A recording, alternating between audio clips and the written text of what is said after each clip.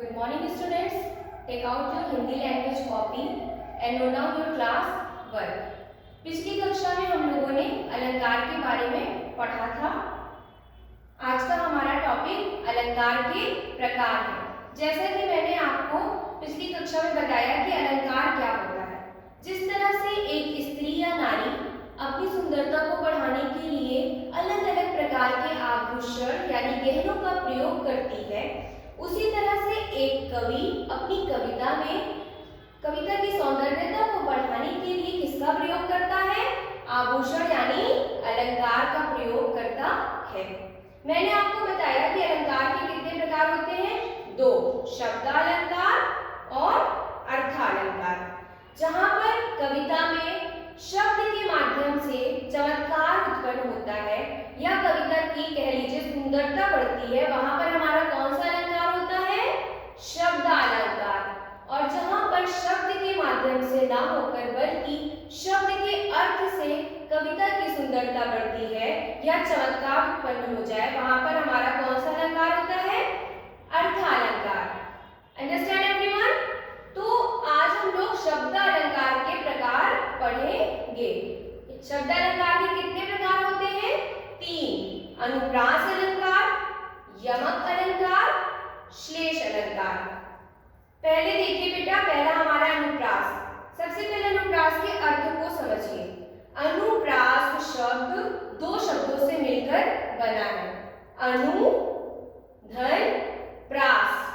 अनु का अर्थ होता है बार बार, प्रास का अर्थ होता है वर्ण, यानी जहां पर वर्णों की आवृत्ति से चमत्कार उत्पन्न हो जाए या ये कह लीजिए कि कोई वर्ण बार बार आकर कविता की सुंदरता बढ़ाए, वहां पर हमारा कौन सा अलंकार होता है?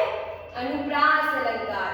परिभाषा देखेंगे आप तो किसी वर्ण की बार बार आवृत्ति हो, वहां पर हमारा अनुप्रास अलंकार होगा। उदाहरण देखिए, चारु चंद्र की चंचल किरणें।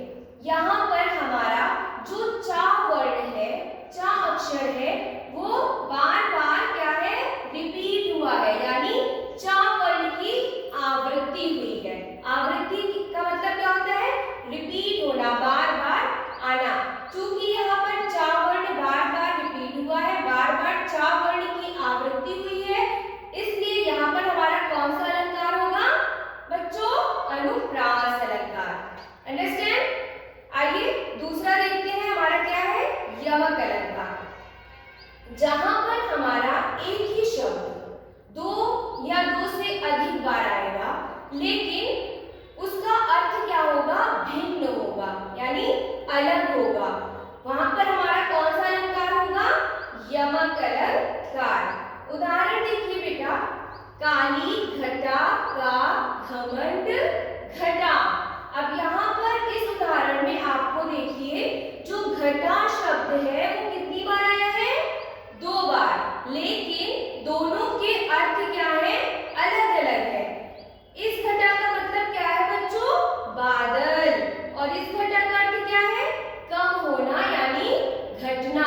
चूंकि यहाँ पर एक शब्द सेम दो बार आया है, लेकिन दोनों का अर्थ अलग है, इसलिए यहाँ पर हमारा कौन सा अलंकार होगा?